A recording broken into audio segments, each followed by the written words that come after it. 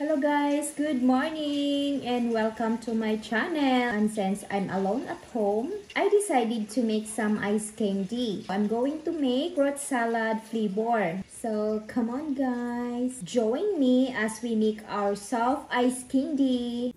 Ang una nating gawin ay maglagay tayo ng 10 cups of water. Then I'll add 1/2 kilo of sugar. I use white sugar so the color won't change. Haluin lang natin ng konti. Then 1 cup of cornstarch. And sinasala ko siya guys para walang masaling mga buo-buo.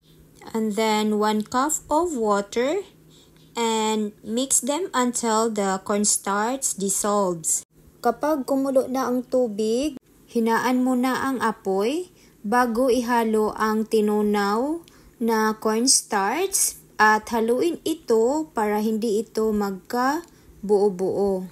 Haluin lang hanggang ito ay lumapot.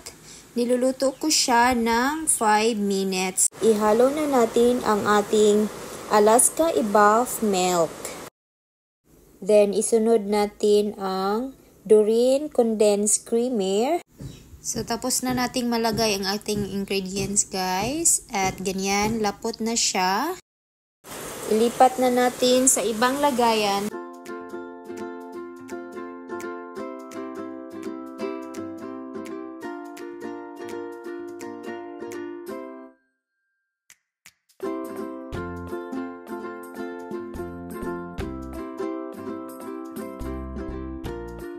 Sa gustong gumawa ng ice candy, ilagay ko na lang dito sa baba ng aking video ang costing ng aking mga ginamit na ingredients.